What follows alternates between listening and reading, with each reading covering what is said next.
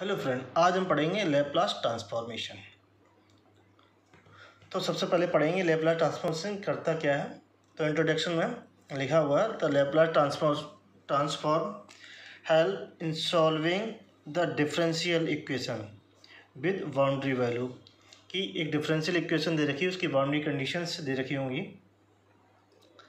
तो उसको सॉल्व करने के लिए लैप्लास ट्रांसफॉर्म का यूज़ करते हैं। विदाउट फाइंडिंग, क्या बिना फाइंड किए हुए जनरल सॉल्यूशन और आर्बिट्रेरी कांस्टेंट। बिना फाइंड किए हुए जनरल सॉल्यूशन और कांस्टेंट की वैल्यू के तो लैप्लास ट्रांसफॉर्म क्या करता है, डिफरेंशियल इक्वेशन को सॉल्व करता है। तो देखिए, जनरल सॉल्यूशन का मतलब होता है,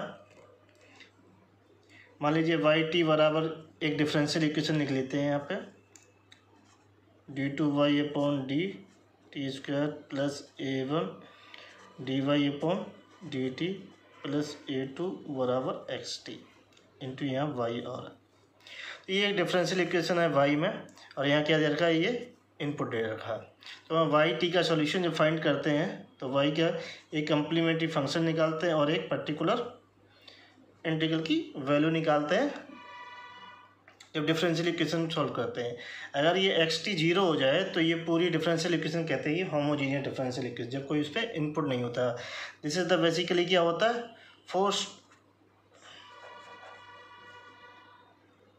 ये फोर्स्ड फंक्शन होता है, कह सकते हैं इनपुट फंक्शन, और ये क्या होता है हमारा वाई क्या होता है, आउटपुट फंक्शन होता है। अगर ये एक्स टी बराबर जीरो होता है तो डिफरेंशियल इक्वेशन हमारी क्या हो जाती है, होमोजीनियस हो जाती है। अभी क्या है, ये नॉन होमोजीनियस की इक्वेशन देखिए। तो इसको निकालने के लिए कम्प्लीमेंट्री फंक्शन निकालते हैं, पर्टिकुलर इंटीग्रल, तो उसमें कुछ कांस्टेंट होते हैं, और इसमें क्या होती है, इनिशियल कंडीशन दे रखी होती है, वाई जीरो बराबर जीरो करके दे रखा होता है, वाई डैश जीरो बराबर वन। तो ये जो कंडीशन जो होती है वो कांस्टेंट को फाइंड करने के लिए होती है।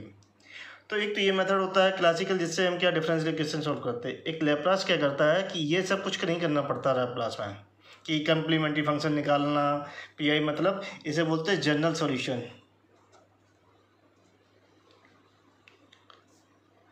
और ये कांस्टेंट, ये कंडीशन पुट करके उसमें कांस्टेंट की वैल्यू निकालनी होती है, तो इसमें नहीं करते हैं। क्या, एक डिफरेंशियल इक्वेशन लेते हैं तो उसमें कुछ बाउंड्री कंडीशन दे रखी होती है, उसको सीधा ही क्या करते हैं, फ्रीक्वेंसी डोमेन में कन्वर्ट कर देते हैं। जो ट्रांसफॉर्मेशन का मतलब है, ये क्या करता है, टाइम डोमेन को फ्रीक्वेंसी डोमेन में कन्वर्ट करता है। और जो फ्रीक्वेंसी डोमेन होती है वो एक कॉम्प्लेक्स फ्रीक्वेंसी होती है एस। तो ये ब्लॉक डायग्राम बना हुआ है फिलॉसफी और ट्रांसफॉर्म मेथड की। ट्रांसफॉर्म मेथड होता क्या है, तो सबसे पहले क्या है, ट्रांसफॉर्म लिखा हुआ है, उस पर एक डिफरेंशियल इक्वेशन क्या है, इनपुट पे अप्लाइड की गई ट्रांसफॉर्म। तो ये क्या करता है, ट्रांसफॉर्म एल्जेब्रिक, इस डिफरेंशियल इक्वेशन क्या करेगा, एल्जेब्रिक इक्वेशन में जो है कन्वर्ट कर देगा। तो एल्जेब्रिक इक्वेशन में जो कन्वर्ट करेगा वो एस फॉर्म में होगा। किसमें फॉर्म होगा, एस फॉर्म में। इसे बोलते हैं कॉम्प्लेक्स फ्रीक्वेंसी। तो ये क्या करेंगे, सॉल्व करेंगे, तो वो क्या होगा, एक्स फॉर्म में निकल के जाएगा। तो इसको सॉल्व किया एल्जेब्रिक इक्वेशन को, तो ये सॉल्व करके क्या बनेगा, एक्स के फॉर्म बना, इसको इन्वर्ट कर देंगे तो हमारा क्या बनेगा, एक्स टी फंक्शन बन जाएगा जो हमें चाहिए होगा। तो मान लीजिए कोई differential equation Y X T बराबर एफ टी, ये इनपुट है, और डिफरेंशियल इक्वेशन क्या है हमारी, एक्स टी के फॉर्म में है। तो ट्रांसफॉर्म इस पर जो अप्लाई कर रहे हैं, तो ट्रांसफॉर्म दोनों और उस पर कर देंगे, तो ट्रांसफॉर्म हो जाएगा टी वाई एक्स टी बराबर टी एफ टी। तो ट्रांसफॉर्म किया, तो ट्रांसफॉर्म का मतलब, तो उसका सिंबल यहाँ दोनों ओर टी यूज कर लिया। फिर उसके बाद जब ये ट्रांसफॉर्म होगी तो ये इक्वेशन किस में कन्वर्ट हो जाएगी, एस में कन्वर्ट हो जाएगी। जब इसे फ्रीक्वेंसी डोमेन में जो कन्वर्ट करते हैं फंक्शन को, तो उसे कैपिटल लेटर में लिखते हैं। तो देखिए, capital letter Y, capital S X comma S बराबर एफ एस। तो ये एक्स एस बराबर हो जाएगा टी, ट्रांसफॉर्म जो करके एक्स टी का, तो एफ एस बराबर जो हो जाएगा ट्रांसफॉर्म किसका, एफ टी का। देखिए जैसे ट्रांसफॉर्म एफ टी क्या लिखा गया वो एफ एस लिखा गया, ट्रांसफॉर्म एक्स सी क्या लिखा गया वो एक्स एस लिखा, मतलब एस के फॉर्म में लिखा गया है। तो Y X S comma S is a algebraic equation in S.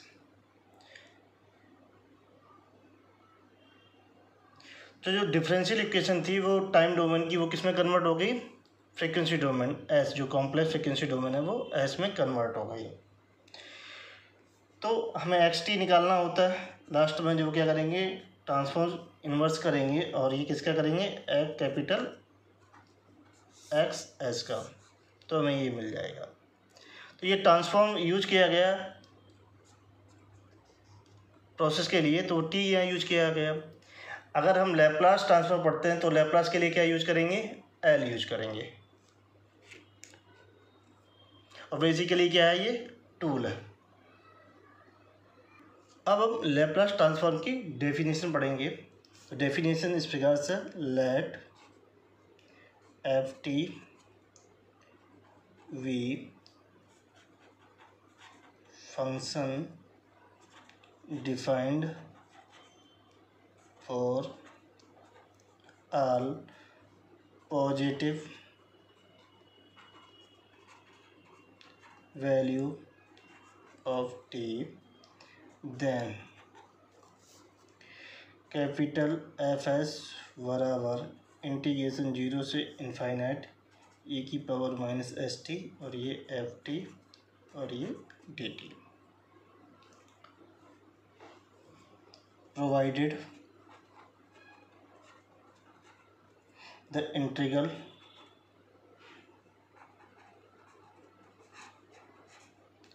Exist is called the Laplace transform of ft. It is denoted by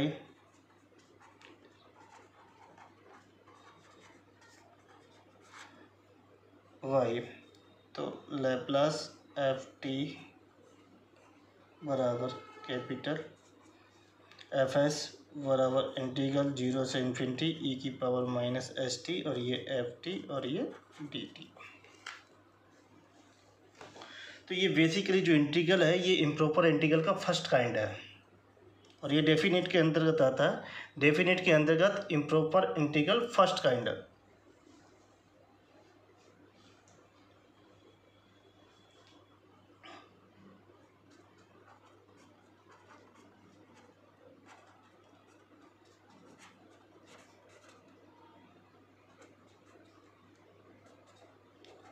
first kind का मतलब है कि उसमें कोई भी एक लिमिट क्या होनी चाहिए, या तो माइनस इन्फिनिटी होनी चाहिए या इन्फिनिटी होनी चाहिए।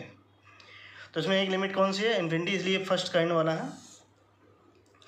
तो जो लैप्लास जो यहाँ ऑपरेटर यूज किया गया वो क्या यूज किया गया, एल ट्रांसफॉर्म करने के लिए। तो लैप्लास एफ ऑफ टी बराबर क्या हो गया, एफ एस बराबर इंटीग्रेशन 0 से इन्फिनिटी माइनस ई की power S T F T into D T. ये बेसिक फार्मूला है जिससे हम किसी का भी फंक्शन एफ टी जो टाइम डोमेन में फंक्शन होगा उसको हम एस डोमेन में कन्वर्ट कर देंगे इस वाले फार्मूले से। तो उसका तो कुछ बेसिक फार्मूले हम ड्राइव करेंगे जो इंटायर लैप्लास में यूज होंगे।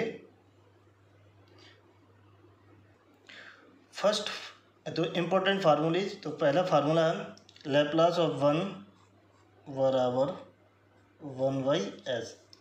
तो जो 1 का लैप्लास होता है वो क्या होता है, 1/s होता है। इसी प्रकार दूसरा फार्मूला है लैप्लास t की पावर n बराबर फैक्टोरियल n अपॉन s की पावर n+1 वैन n बराबर 0, 1, 2, 3। जो थर्ड फार्मूला है लैप्लास ऑफ e की पावर at बराबर 1/s - a। जो फोर्थ फार्मूला है लैप्लास ई की पावर -80 बराबर 1/s+a। ये दो बेसिक फार्मूला हैं जिनसे हम साइन कॉस के फार्मूले के भी ड्राइव करेंगे। जो फिफ्थ फार्मूला है लैप्लास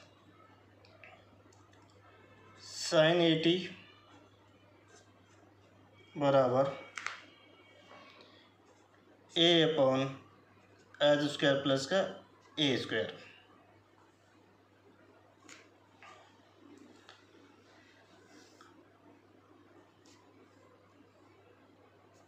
सिक्स फार्मूला है लैप्लास cos 80 बराबर s/s² प्लस का a²।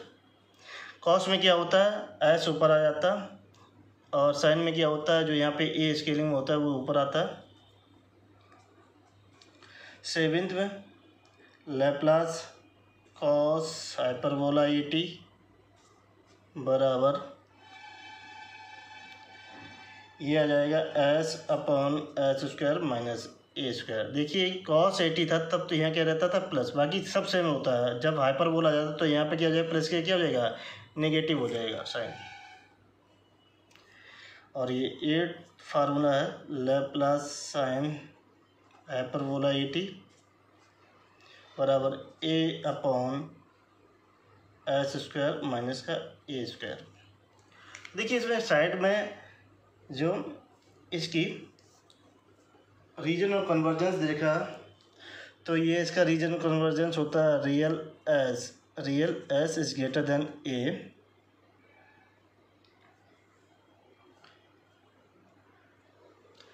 तो इसका देखा s इज ग्रेटर देन 0, इसका देखा s इज ग्रेटर देन 0,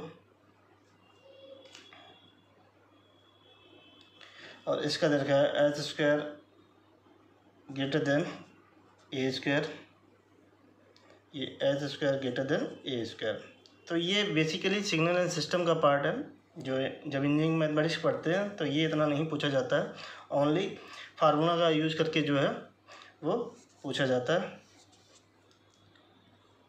तो हम 1 बाई 1 जो फार्मूला प्रूफ करेंगे, क्योंकि यही बेसिक फार्मूला है पूरी की पूरी जो है लैप्लास में। अगर इन फार्मूलों को याद कर लिया तो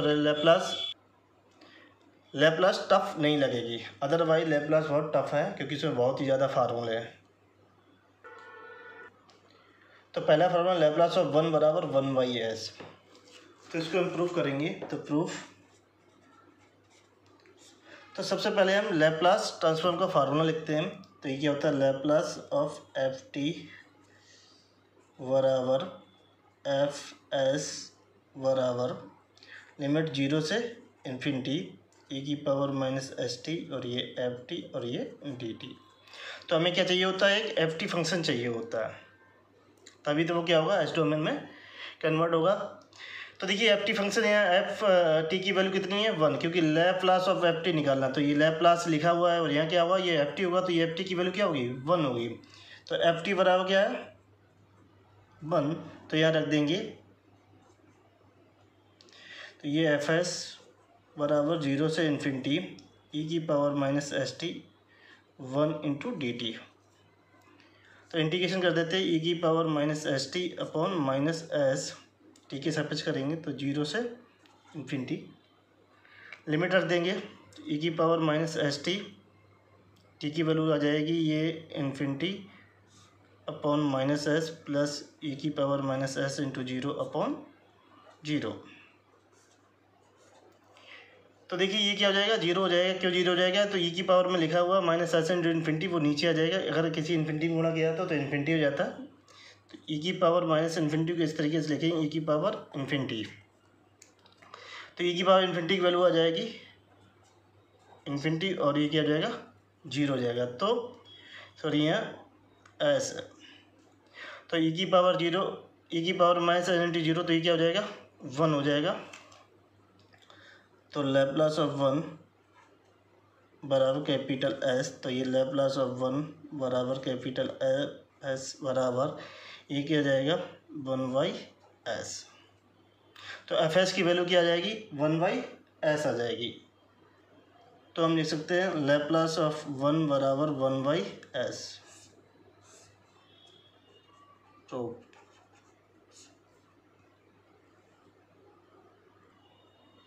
जो सेकेंड फार्मूला है ये बहुत ही इंपॉर्टेंट फार्मूला है, इस पर क्वेश्चन पूछे जाते हैं ऑब्जेक्टिव। तो सीधे हम डायरेक्टली यूज करेंगे। तो लैप्लास t की पावर n बराबर ये fs के बराबर होगा इक्विवेलेंट, तो ये 0 से इन्फिनिटी e की पावर माइनस st, और ये यहाँ ft क्या रखेंगे t की power n into dt। Laplace t की पावर n बराबर एफ एस बराबर 0 से इन्फिनिटी ई की पावर माइनस एस टी और टी की power N into D T. तो एस टी बराबर मान लेते हैं एक्स, तो यहाँ से टी बराबर आ जाएगा एक्स वाई एस। तो एस इंटू डी टी बराबर क्या हो जाएगा डी एक्स। लिमिट आपकी वही रहेगी क्योंकि लिमिट में कोई चेंज नहीं होगा। अगर यहाँ पे क्या रखोगे टी बराबर 0 रखोगे तो एक्स बराबर क्या आ जाएगा 0 आ जाएगा। टी बराबर इन्फिनिटी रखोगे तो एक्स बराबर क्या आ जाएगा इन्फिनिटी आ जाएगा। तो ये वैल्यू रख देते हैं इस इंटीग्रल में।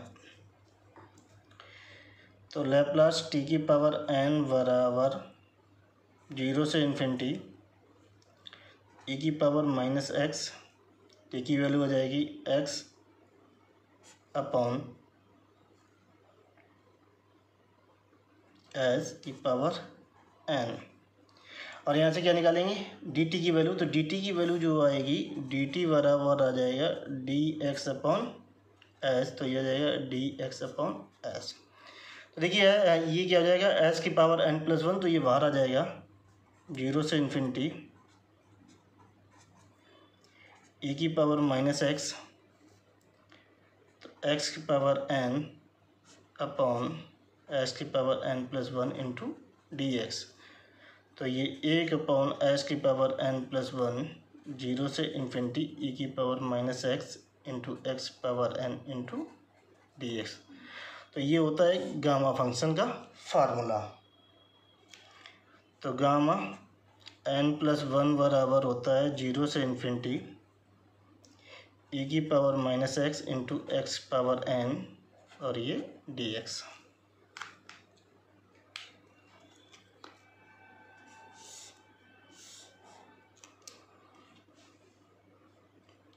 तो इस इंटीग्रल की वैल्यू क्या रखेंगे गामा n+1 रख देंगे, तो ये आ जाएगा लैप्लास टी की पावर n बराबर गामा n+1 अपॉन एस की पावर n+1, और यह एफ एस बराबर गामा n+1 अपॉन एस की पावर n+1। तो ये लैप्लास ट्रांसफॉर्म आ गया किसका फंक्शन का एफ टी का। तो इसे अब हम किस में कन्वर्ट करेंगे फैक्टोरियल में कन्वर्ट करेंगे। तो सीधा एक फार्मूला है,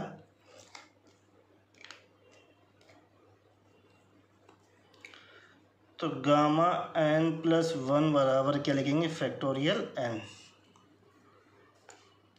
ये गामा बीटा फंक्शन के चैप्टर में इसे प्रूफ किया जाता है, यहाँ पे हम डायरेक्टली रख रहे हैं।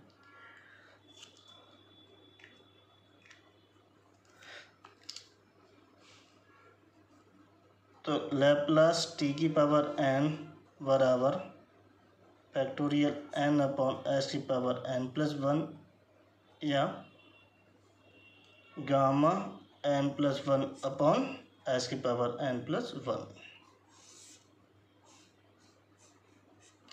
अब इस फार्मूले का यूज़ देखते हैं कैसे से यूज़ किया जाता है। तो देखिए यहाँ के n बराबर 2 रख दिया, तो ये लैप्लास टी स्क्वायर हो जाएगा। तो टी स्क्वायर फिर n की कितना रखेंगे 2 रखेंगे, तो फैक्टोरियल 2 अपॉन एस की पावर 2+1। तो ये फैक्टोरियल 2 को लिख सकते हैं 2 × 1, एक कम करके लिखते जाते हैं और मल्टीप्लिकेशन में लिखते हैं। तो ये आ जाएगा 2 अपॉन एस क्यूब। तो ये होता है एफ एस बराबर, ये ट्रांसफॉर्म किया जाएगा एफ टी का वो एफ एस बराबर आ जाएगा 2/s³ और लैप्लास ऑफ टी स्क्वायर, ये आपस में बराबर सेम डेफिनेशन है। अब हम केस लेंगे n बराबर 3 के लिए। केस 4, व्हेन n बराबर 3, तो लैप्लास t की पावर 3 क्या हो जाएगा, लैप्लास t³ बराबर फैक्टोरियल 3/s की पावर 3+1 बराबर, तो हो जाएगा फैक्टोरियल 3/s की पावर 4, तो 3 को लिखे 3 2 और 1/s की पावर 4, ये हो जाएगा 6/s की पावर 4।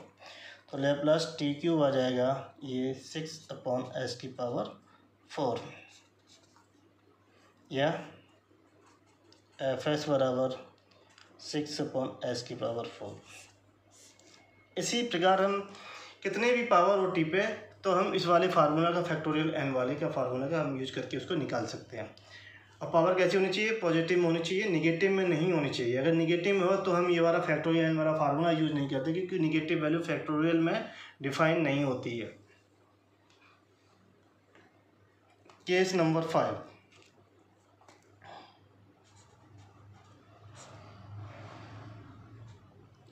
n बराबर क्या लेते हैं, माइनस का 1/2 लेते हैं।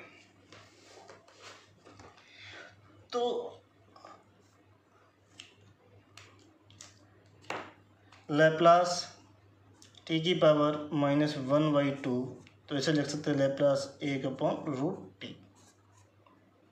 तो देखिए अगर हम ये फैक्टोरियल वाला फार्मूला लगाना चाहें, फैक्टोरियल -1/2/s की पावर -1/2 + 1, तो ये क्या होगा, रॉन्ग होगा, क्योंकि फैक्टोरियल -1/2 नेगेटिव वैल्यू फैक्टोरियल में डिफाइन नहीं होती, ओनली पॉजिटिव वैल्यू डिफाइन होती हैं, और वो भी कौन सी, जो फ्रैक्शन नहीं। तो इसके लिए हम कौन सा वाला फार्मूला यूज करेंगे, गामा फंक्शन वाला। तो एक चीज़ याद रखना, जो गामा होता है, गामा 1/2 की वैल्यू होती है √π, ये हमें याद रखना। तो हम इसमें कौन सी यूज करेंगे, n बराबर -1/2 के लिए जो फार्मूला हम यूज करेंगे वो t की पावर n बराबर गामा n+1/s की पावर n+1, तो यहाँ रख देंगे t की पावर -1/2 बराबर n की वैल्यू रख देंगे -1/2 + 1/s की पावर -1/2 + 1, तो बराबर, तो ये आ जाएगा गामा 1/2/s की पावर -1/, क्या जाएगा, +1/2, तो गामा 1/2 इसे क्या लिख सकते हैं, √s। तो गामा 1/2, सॉरी ये तो करंडी वाला बन गया। तो गामा 1/2 की वैल्यू क्या है, √π, तो लिख देंगे यहाँ पर। तो लैप्लास 1/√t बराबर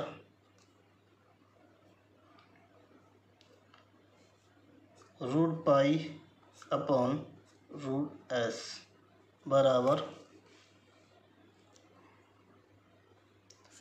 √π/s। तो ये आ गया ट्रांसफॉर्म। तो लैप्लास 1/√t बराबर √π/s। तो देखिए इसमें कौन सा वाला फार्मूला यूज किया गया, गामा फंक्शन वाला, जब भी नेगेटिव -1/2 के फॉर्म में हो, और जब पॉजिटिव हो और फ्रैक्शन ना हो, तो कौन सा यूज करेंगे, फैक्टोरियल वाला। अब कैसे लेंगे, n बराबर -3/2,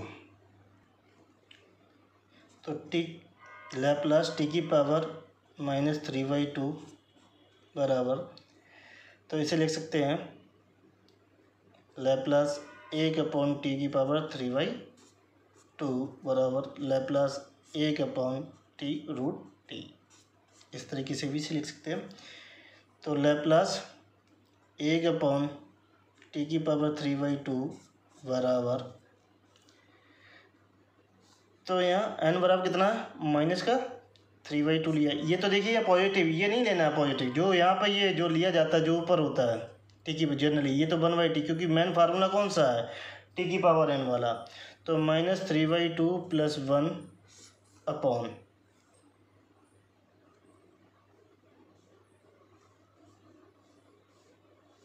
और ये s की पावर -3/2 + 1 बराबर ये गामा -1/2 अपॉन s की पावर ये आ जाएगा -2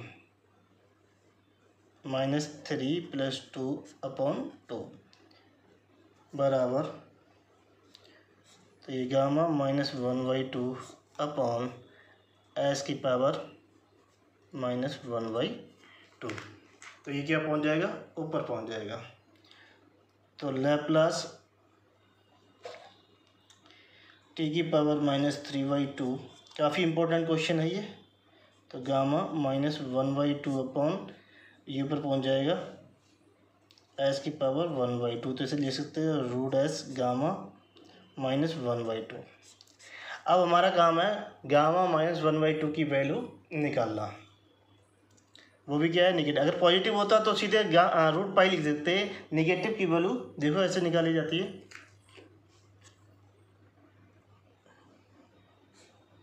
तो गामा -1/2 की वैल्यू निकालने के लिए हम रिकरेंस का फार्मूला यूज करेंगे। तो ये रिकरेंस का फार्मूला हमें याद रखना, गामा n+1 बराबर n इंटू गामा n। तो ये बहुत ही इम्पोर्टेंट फार्मूला है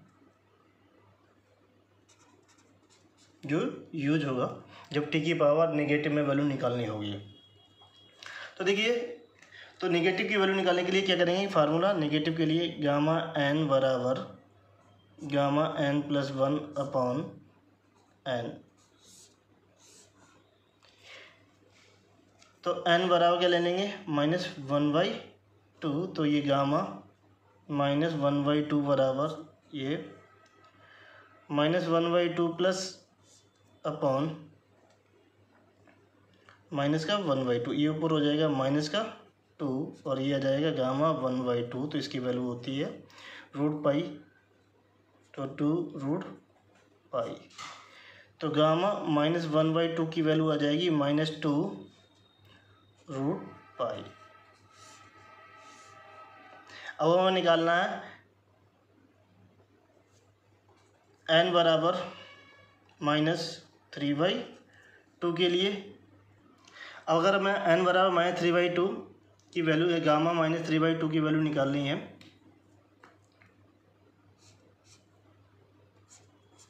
तो देखिए यहाँ रख देंगे इस वाले फार्मूले में। तो -3/2 + 1 अपॉन -3/2, तो ये ऊपर चला जाएगा तो बराबर -2/3 और गामा -1/2, और गामा -1/2 की वैल्यू क्या आएगी -2√π, तो वो यहाँ रख देंगे। तो ये आ जाएगा गामा -3/2 की वैल्यू हो जाएगी 4/3√π। इसी प्रकार अगर मैं -5/2 की वैल्यू निकालनी है तो हम इसी का यूज करते हैं। तो हमें किसकी वैल्यू चाहिए थी, गामा -1/2 की वैल्यू, तो ये हम यहाँ पर रख देंगे। तो इसकी वैल्यू आ जाएगा √s -2√π, तो ये आ जाएगा -2√πs। ये टी की पावर लैप्लास टी की पावर -3/2 के लिए। अब निकालेंगे केस। तो n बराबर -5/2 लिया, तो हमने यहाँ रख दिया लैप्लास ऑफ टी की पावर -5/2, तो ये गामा -5/2 + 1 अपॉन s की पावर -5/2 + 1, तो ये गामा -3/2 अपॉन s की पावर -3/2। तो हमें निकालना गामा -3/2 की वैल्यू। तो हम ये वाला फार्मूला यूज करेंगे, गामा n बराबर n gamma n+1 upon n बराबर, तो -3/2 + 1 अपॉन n की वैल्यू क्या है -3/2, तो ये आ जाएगा ऊपर 2/3 और ये गामा -1/2, इसकी वैल्यू हमने निकाली है अभी, क्या होती है -2√π। तो गामा -3/2 बराबर आ जाएगा 4/3√π, तो वो वैल्यू हम यहाँ रख देंगे। तो लैप्लास ऑफ टी की पावर -5/2 बराबर 4/√π/(s⁻³ इसको हम इस तरीके से भी लिख सकते हैं 4/3 ये s⁻³ और ये √π, तो ये हो जाएगा 4/3 s/√π(s), Laplace of t⁻⁻5/2। Case number 8 है n=1/2। इससे पहले हमने क्या लिया था, नेगेटिव वैल्यू ली थी n=1/2। अब हम क्या लेंगे, पॉजिटिव वैल्यू लेंगे, तब हम निकालेंगे। तो रख देते हैं लैप्लास t⁻1/2, तो ये क्या बन जाएगा, लैप्लास √t बराबर, तो ये गामा 1/2 + 1/(s⁻1/2 + 1), तो ये आ जाएगा गामा 3/2 और s⁻3/2। तो हमने अभी क्या निकाला था, नेगेटिव वैल्यू निकाली थी, अब हम निकालेंगे पॉजिटिव वैल्यू, तो गामा 3/2।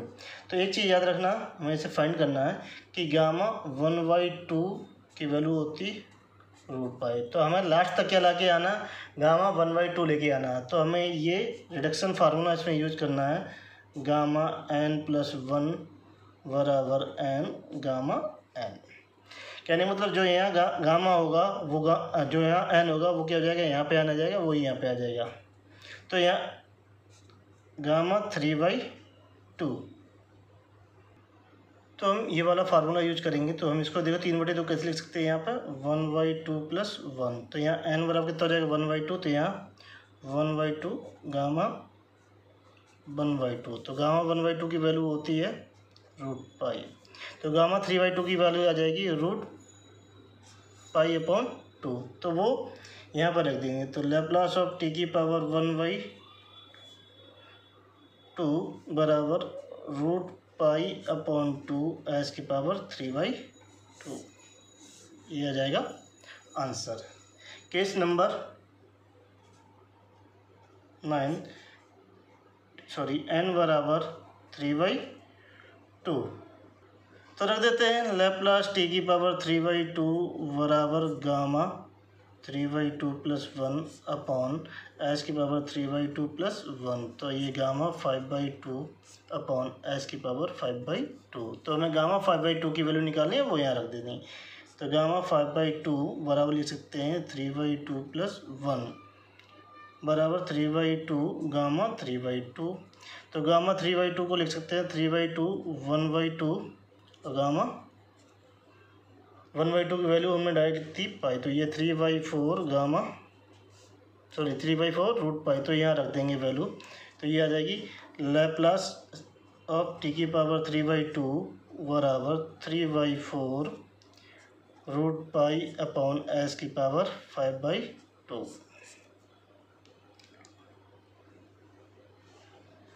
तो इसको इस तरीके लिख सकते हैं 3/4 1/s⁻3/2 और √π/s। तो n बराबर 5/2 के लिए लेते हैं। केस नंबर 10, तो लैप्लास t⁻5/2 बराबर, तो ये गामा 5/2 + 1 s⁻5/2 + 1, तो ये आ जाएगा गामा 7/2 s⁻7/2, तो गामा 7/2 की वैल्यू निकालेंगे, तो इसे लिख सकते हैं 5/2 + 1, तो ये आ जाएगा 5/2 गामा 5/2, तो 5/2 को तो इस तरह लिख सकते हैं 5/2 3/2 और ये 1/2 और ये गामा 1/2, तो बराबर 15/8 ये √π, तो यहाँ रख देंगे लैप्लास ऑफ t⁻5/2 बराबर 15/8 √π/s⁻7/2। अगर आपको मेरा वीडियो अच्छा लगे please like and subscribe my channel.